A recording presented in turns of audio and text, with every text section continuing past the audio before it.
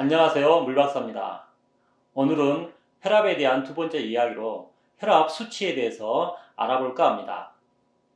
현대사회를 살아가는 우리들에게 가장 많은 병이 고혈압입니다. 그런데 이러한 고혈압 환자가 의료계의 잘못된 기준에 의해서 더욱 많아지고 있다는 사실입니다.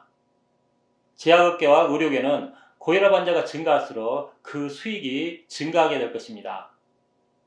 그렇기 때문에 고혈압 환자가 갈수록 증가할 수 있는 사회 구조로 변화시키고 있습니다. 그 변화의 핵심이 고혈압의 기준을 갈수록 낮추는 것입니다. 혈압은 심장이 수축할 때의 수축기 압력과 심장이 확장될 때의 확장기 압력이 있습니다. 일반적으로 고혈압의 기준은 심장의 수축기인 수축기 혈압을 기준으로 삼습니다. 과거 3, 40년 전만 하더라도 고혈압 환자의 기준은 160 정도였습니다. 그런데 현재 의료계는 140을 고혈압의 기준으로 삼고 있습니다. 혈압의 기준이 20이나 낮아진 것이죠. 어떤 연구 결과에 의하면 고혈압 기준을 130으로 낮춰야 된다는 주장도 있습니다. 그런데 건강한 혈압은 그렇게 의학계에서 정해준 기준에 의해서 만들어지지 않습니다. 건강한 혈압 수치는 식습관, 육체적 활동이나 정신적 활동, 그리고 기온과 기압과 같은 기후 조건에 의해서 수시로 변하게 됩니다. 그리고 나이에 따른 혈압의 변화도 매우 크다는 사실입니다. 그런데 이러한 혈압의 변화를 무시하고 의료계에서 정해준 혈압 기준을 지키려고 노력하다 보면 아무래도 혈액순환에 심각한 문제가 생길 수밖에 없습니다. 그것은 의료계에서 정해준 혈압의 기준이 지나치게 낮게 책정되어 있기 때문입니다. 이 기준을 맞추기 위해서 혈압을 낮추다 보면 아무래도 그만큼 혈액순환이 방해를 받는 것입니다. 특히 인체에서 가장 중요하고 인체의 맨 위쪽에 위치한 뇌에 대한 혈액순환이 방해를 받게 됩니다. 이러한 뇌에 대한 혈액순환 방해는 치매와 같은 퇴행성 질환의 근본 원인이 됩니다. 그래서 오늘 영상은 혈액순환을 잘 시킬 수 있는 혈압 수치에 대해서 자세히 설명할까 합니다. 먼저 혈압을 측정하는 자세와 그 위치에 대해서 알아보도록 하겠습니다. 혈압을 측정하는 자세는 앙화입니다. 즉, 혈압을 측정하기 위해서는 누워야 된다는 것이죠. 이렇게 누운 상태에서 상완 동맥을 압박하여 측정하게 됩니다. 혈압 측정을 누워서 해야 하는 이유는 누울 때 모든 신체 조직의 높이가 거의 같아지기 때문입니다. 위와 같은 조건은 측정된 혈압 수치가 모든 조직의 혈압과 거의 비슷하기 때문에 매우 중요하다는 사실입니다. 그런데 우리가 현재 혈압을 측정할 때 보면 대부분 앉아서 혈압을 측정하게 됩니다. 이렇게 되면 심장을 기준으로 해서 상체는 위로 올라가고 하체는 낮아지게 됩니다. 따라서 모든 조직의 혈압들이 중력에 의해서 서로 달라질 수밖에 없습니다.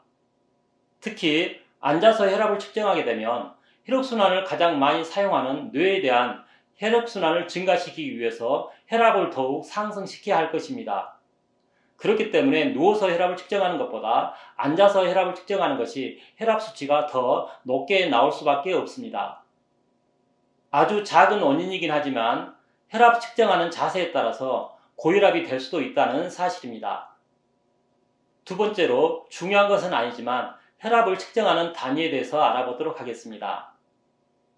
혈압을 측정하는 단위는 밀리미터 머큐리 또는 수은이라고 말할 수가 있습니다. 즉, 혈압을 측정하는 단위는 수은을 1mm 상승시키는 압력을 뜻합니다. 이러한 압력은 심장이 수축할 때는 조금 높아지고 확장할 때는 낮아지게 됩니다.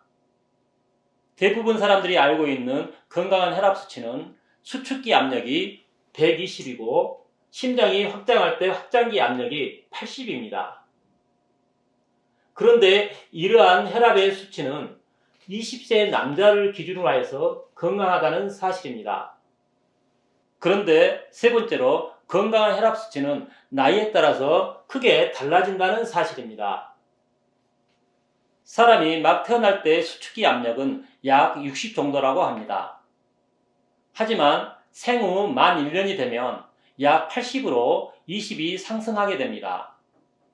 이렇게 생후 1년 만에 약 20 정도의 혈압이 상승하는 가장 큰 이유는 신생아 때는 누워있다가 만 1년이 되면 기립하는 것과 관련이 됩니다. 사람이 기립을 하게 되면 혈액순환을 가장 많이 요구하는 뇌가 심장보다 높아집니다. 이렇게 심장보다 높아진 뇌에 대한 중력이 작용하게 되고 이 중력을 극복하기 위해서 혈압을 20 정도 상승시킨다는 사실이죠. 그리고 기립한 이후 1년마다 약 2 정도의 혈압이 상승하게 됩니다. 이것도 중력과 매우 관련이 됩니다. 해마다 키가 자라기 때문에 그와 동시에 중력의 영향도 더 크게 작용한다는 것입니다. 그것을 극복하기 위해 1년에 약 2 정도 상승하는 것이죠. 사람들은 만 20세가 되면 성장이 멈추게 됩니다. 그래서 그 20년 동안 1년에 2씩 상승하게 되므로 약 40이 상승하게 됩니다. 만 1살의 수축기 압력인 80과 20년 동안 상승한 40을 더하게 되면 120이 되게 됩니다. 즉, 만 21세가 되면 수축기 혈압이 약 120이 된다는 사실입니다. 그렇다면 성장이 멈추면 혈압이 상승하지 않게 될까요? 그렇지 않습니다. 나이가 들면 또 나이에 따른 혈압이 상승하게 됩니다.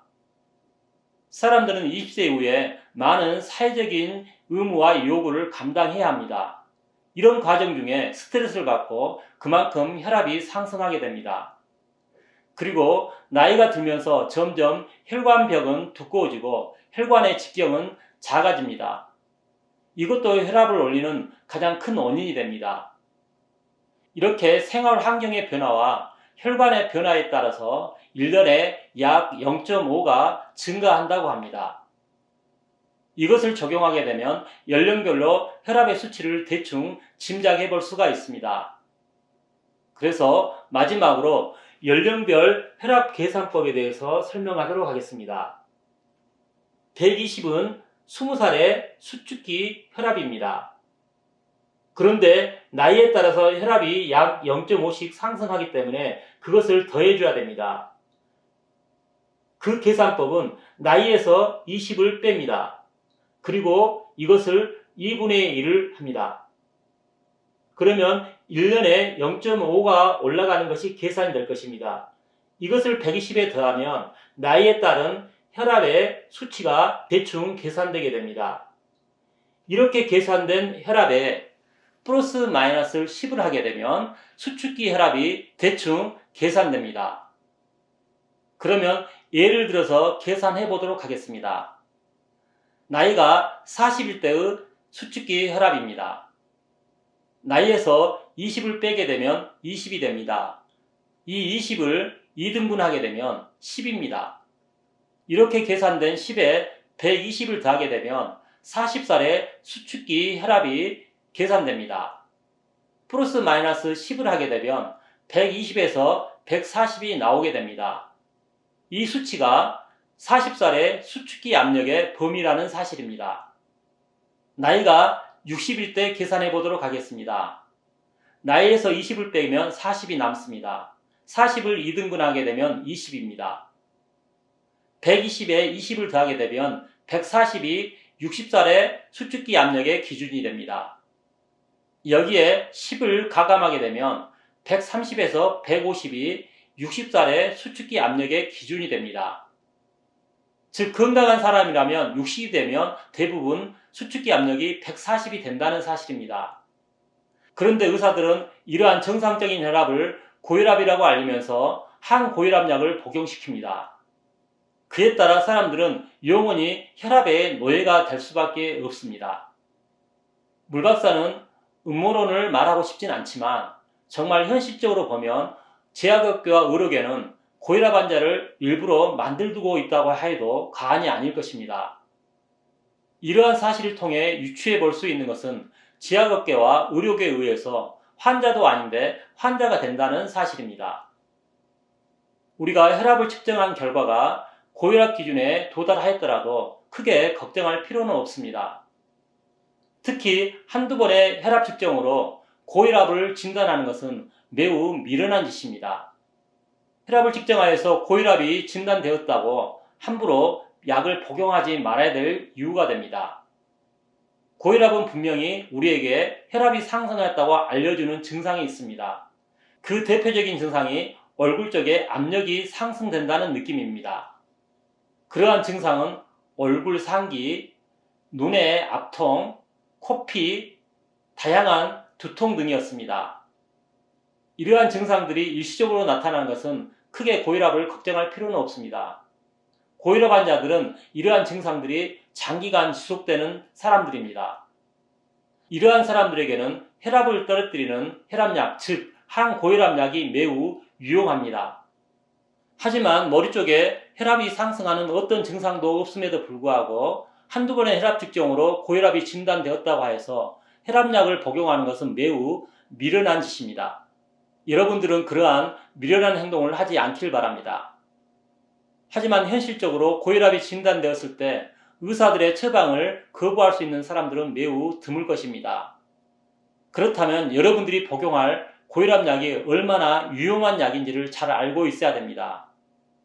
거의 모든 항고혈압약은 대부분 탈수와 직결되는 약들입니다. 현재 우리가 사용되는 대부분의 혈압약은 나트륨을 배출하는 그런 약물이기 때문입니다. 현재 고혈압에 사용하고 있는 대부분의 항고혈압약은 알도스테론이라는 호르몬의 기능을 억제하여서 나트륨을 배출하는 약물이 됩니다. 인체의 수분은 나트륨만큼만 있다고 하였기 때문에 나트륨이 부족하게 되면 그만큼 체내의 수분도 감소하게 될 것입니다. 이렇게 항고혈압약을 장기간 복용하게 되면 인체는 심각한 수분 결핍에 시달릴 수밖에 없습니다. 물박사는 모든 병을 탈수와 연관지어 설명합니다. 그러므로 항고혈압약을 장기간 복용하게 되면 절대 건강할 수 없다는 사실입니다. 결과적으로 혈압약을 복용하게 되면 탈수에 빠지게 되고 탈수에 빠지면 다시 새로운 병들이 생기게 되고 그에 따라 더욱 많은 약을 복용하게 될 것입니다.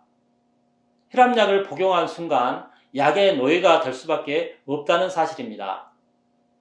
이렇게 오늘 영상은 건강한 혈압 수치를 확인하는 방법에 대해서 알아보았습니다. 혹시 여러분들 중 오늘 영상에서 설명한 혈압 수치와 다르게 측정되더라도 여러분들의 건강 상태가 좋다면 그 혈압 상태가 안정된 상태라는 사실입니다. 따라서 여러분들이 건강한 혈압 수치를 유지하기 위해 너무 지나치게 숫자에 연연하지 않길 바랍니다. 여러분들이 숫자에 연연하지 않는 만큼 여러분들은 병으로부터 자유롭게 될 것입니다. 다음 영상은 여러분들이 관심이 많을 혈압이 상승하는 원인에 대해서 자세히 설명하도록 하겠습니다. 오늘도 물박사의 영상을 시청해 주신 여러분 감사합니다. 이상 물박사였습니다.